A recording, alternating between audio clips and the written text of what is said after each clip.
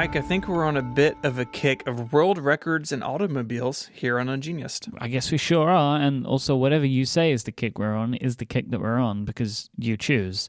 So for today, are we going to be talking about more kind of like sailing around the world? Are we doing the hot air balloons in 80 days type thing? Maybe how far you can skate in a single day?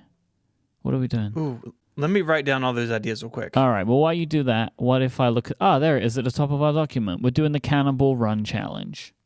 This is an unsanctioned event in which drivers have to travel from the traditional start point of the Red Bull parking garage in Manhattan, in New York, to its finish at the Portofino Hotel in the southern portion of the Greater Los Angeles area, a distance of a little over 2,800 miles. You mentioned that this is an unsanctioned event. That means there's no set of guidelines and no rule book that teams have to follow.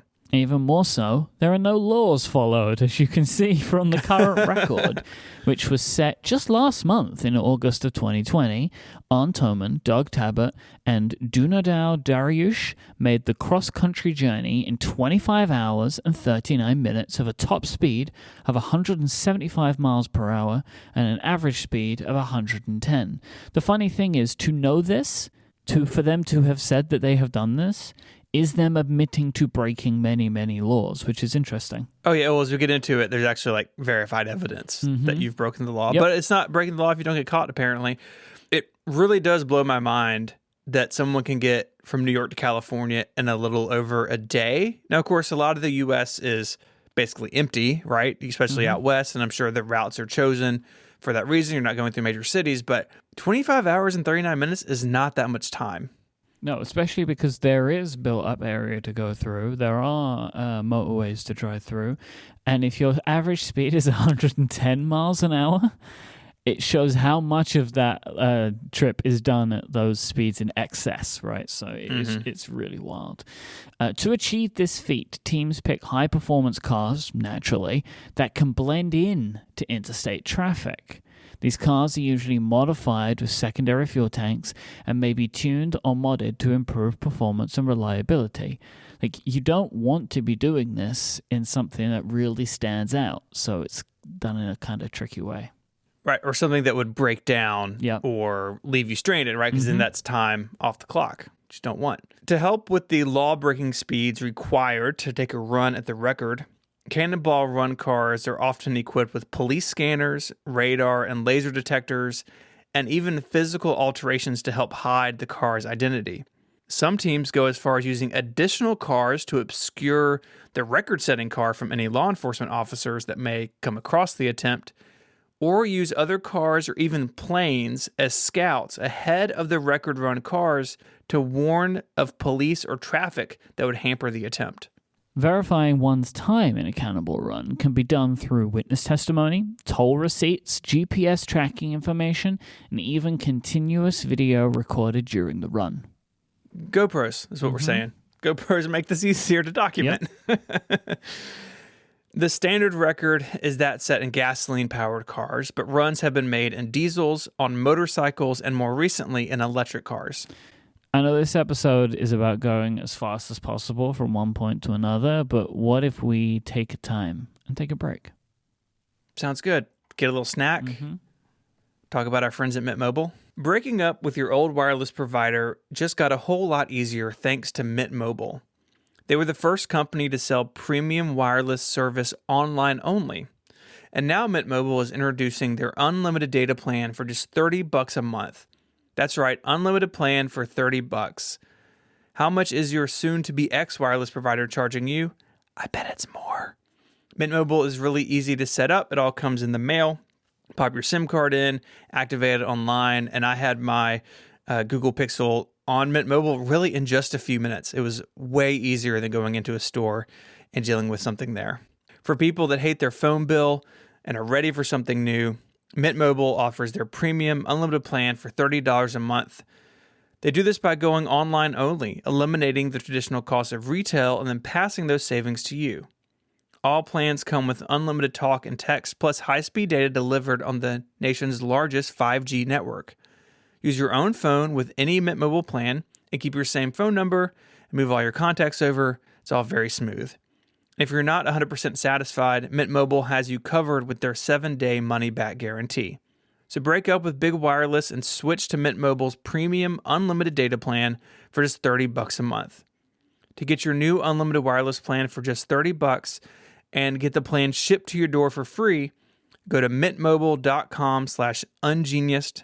That's mintmobile.com/ungeniused.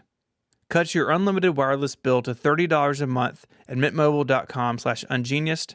Our thanks to Mint Mobile for their support of the show and Relay FM. So, Stephen, can you tell me, how did the Cannonball Run get started? Yeah, this is actually really, really interesting. So the original events took place in the 1970s. Like today, those original events called the Cannonball Baker Sea to Shining Sea Memorial Trophy Dash. It's like a Michael Scott's 5K name. It was unofficial, unsanctioned, and led to illegal speeds on public highways. The Cannonball Run was initially thought up by Car Magazine writer and auto racer Brock Yates and fellow Car and Driver editor Steve Smith. The two were joined by Yates' son and a friend and started out on May 3rd, 1971. This makes this whole thing seem like a Top Gear episode. A little bit. Mm-hmm. The name was picked in honor of Irwin George Cannonball Baker. Okay, can I just say Cannonball is a really cool nickname. Would you like me to start calling you Cannonball? Really cool. So Cannonball was an American motorcycle and automobile racer. In his life, he made 143 cross-country motorcycle speed runs, setting numerous world records in the process. Baker used these adventures as a way to promote various products, guaranteeing advertisers no record, no money. Now, we heard that last time. Do you remember? This is the thing that happened with the boats, and that didn't go very well, did it? The guy died. I did look it up. Cannonball Baker died of old age. I really thought he was killed on a motorcycle. I went to the bottom of his Wikipedia page, like, okay, he died in his 80s. That's good. So while not intending for their event to be based on advertising, Yates and Smith intended their drive instead to be a celebration of the United States interstate highway system, while also serving as protests against traffic laws that were becoming more strict at the time. Over the next 8 years, a total of 5 runs were made, with the latter 4 being races between teams. In April 1979, the record was set at 32 hours and 51 minutes with an average speed of 87 miles an hour. So slow. Step on it, boys. I know. Yeah, come on. What's wrong with you? Like the events of today that have borrowed the name, the original runs had no set route, no maximum speed, and the car type and even team size were also not set. You could just do whatever you want to do, as long as you ended up in LA. I actually kind of like that about this event, because there is an element of strategy going on here, right? Of like not necessarily picking the easiest route, but you're picking the route which is most advantageous, maybe. Like there's definitely some interesting strategy at play. At the end of the 70s, the magazine ended the event as it became more widely covered by the non-automotive press. So then in the years afterwards, Yates declined numerous offers to revive the Cannonball Run, and there hasn't been an official Cannonball Run event since 1979. It's been a minute. The guy retired. But the people just picked the name up and started doing it themselves. In fact, in 2020 alone, there have been 3 known Cannonball runs driven, including the current record. In 2013, Ed Bolian, Dave Black, and Dan Huang made the run in a modified Mercedes-Benz CL55 AMG. Ed's presence on social media and YouTube brought new attention to the idea of the Cannonball Run.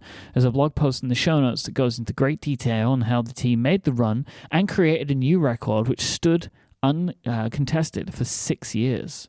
Before we go, I have to know, what happens when you get pulled over by the police while attempting this? Well, it kind of depends where you are in America. So we can assume that the speeds needed to make a run at the record, that any ticket would result in maximum penalties for speeding and reckless driving. For you to be doing your average of 110 miles an hour, top speed of 175 miles an hour, you're always in the maximum level of what the penalties are going to look at there. Sure. Now, these consequences can vary state to state, but in most U.S. states, you would be looking at large fines, a suspended license, and even potential jail time.